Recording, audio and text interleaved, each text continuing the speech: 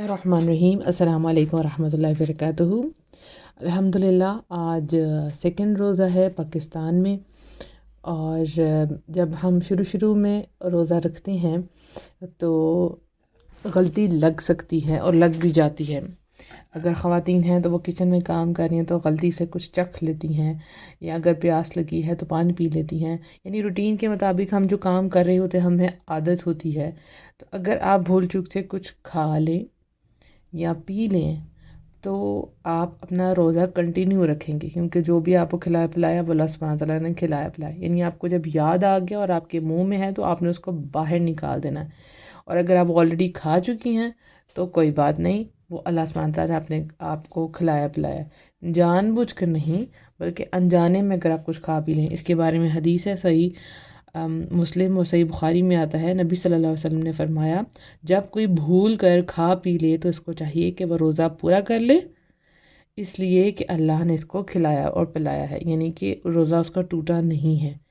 تو یہ چیز اگر آپ کو کوئی کہے کہ نہیں آپ نے کھا لیا اب آپ کا روزہ ٹوٹ گیا، تو آپ کو یہ حدیث ذہن میں رکھنی ہے کہ جان بوجھ کے نہیں بلکہ غلطی سے آپ نے کچھ کھا پی لیا ہے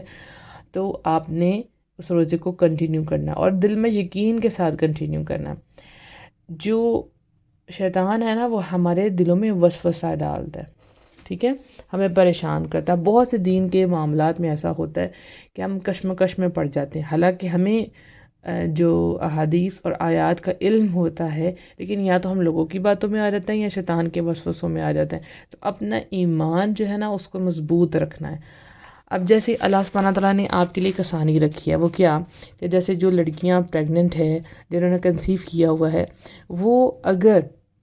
روزہ رکھ سکتی ہیں تو وہ رکھ لیں، لیکن اگر وہ روزہ نہیں رکھ سکتی، یعنی کہ وہ ایک ایسی کنڈیشن میں ہے، آپ سمجھ لیں کہ یہ کنڈیشن بیماری کی کنڈیشن میں آ جاتی ہے کہ جس میں ان کے اندر ایک بچہ پل رہا ہے جس کو خوراک کی ضرورت ہے، اور اگر آپ ٹائملی کچھ کھائیں پیے نا تو آپ کی طبیعت بگڑ سکتی ہے، یعنی آپ کی جان کو خطرہ ہو سکتا ہے یا بچے کی جان کو خطرہ ہو سکتا ہے، تو آپ کے لیے یہ رخصت ہے کہ آپ وہ روزہ چھوڑ سکتی ہیں، اور یہ پھر یہ جو روزے ہیں رمضان کے روزے وہ آپ بعد میں پورا کر لیں گی، ٹھیک ہے۔ تو اگر آپ کو کوئی کہ نہیں تم روزہ نہیں رکھ رہی اور آپ اس میں پریشان ہو جائیں کہ یہ تو میں واقعی کوئی بہت گناہ کا کام کر رہی ہوں، تو آپ نے سے پریشان نہیں ہونا۔ اللہ سبحانہ تعالیٰ نے جس چیز کی رخصت رکھی ہے اس کو آپ لیا کریں، اللہ نے آپ ہی کے آسانی کے رکھی ہے۔ اور اگر آپ کو لگتا ہے کہ نہیں مجھے ویسے ہی وامٹنگ ہوتی رہتی ہے، مجھ سے کچھ کھایا تو جاتا نہیں، تو پھر میں روزہ رکھ لوں تو مجھے فرق نہیں پڑے گا میرے ہیلتھ پہ یا میرے بچے کی ہیلتھ پہ، تو پھر آپ روزہ رکھ لیں۔ اسی طرح سے جب ہم سفر میں جاتے ہیں تو سفر کی جو اللہ سبحانہ تعالیٰ ہمیں نماز بتائی ہے سفر کی، وہ